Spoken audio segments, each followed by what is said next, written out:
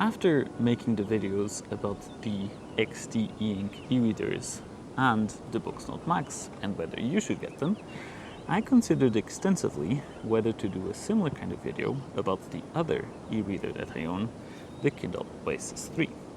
The thing is that for the Kindle, the situation is a little bit different. You see, both the XD e-ink e-readers and the Booksnote Max are specialized e-readers. The XD e-ink e-readers are for people who want a more analog experience and want a small-scale device that they can sort of take anywhere with them very seamlessly and put it in any pocket. The Booksnote Max, on the other hand, is a note taker primarily, and only for people who are interested in taking notes in e-ink and don't mind paying a lot for that experience. On the other hand, the Kindle Oasis 3 is kind of similar to the Kindle that everyone has a friend who has one. They just have a very simple user interface, a very easy to understand ecosystem that just works straight out of the box and makes it very easy to do the function that they're supposed to do, which is reading books.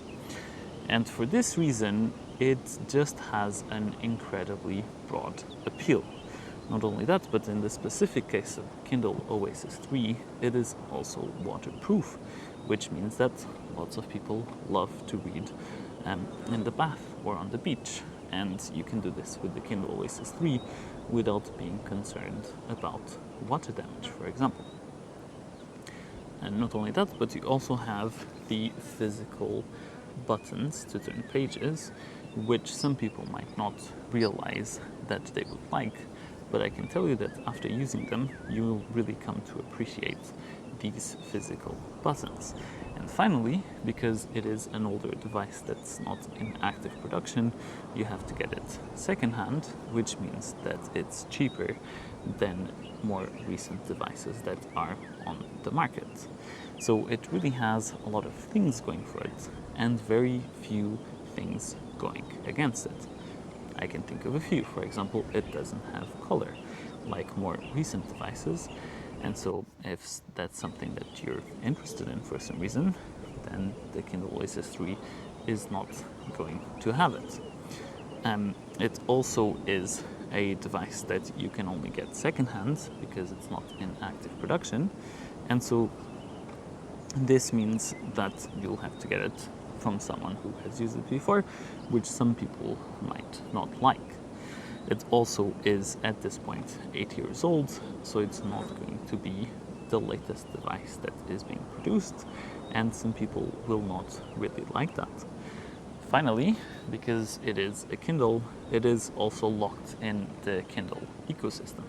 Now you could jailbreak it, but the thing is that jailbreaking procedures are very soon patched by Amazon after they are released, so you need to kind of be lucky and look into it soon after a new procedure has been released.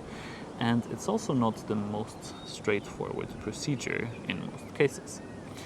And so this is to say that it doesn't have, for example, an Android ecosystem straight out of the box, like books, e-readers, which make them very versatile, and you can kind of use them for other stuff and kind of adapt them to your preferences on a kind of like very perfect basis. But other than that, there isn't really much going against the Kindle Oasis 3.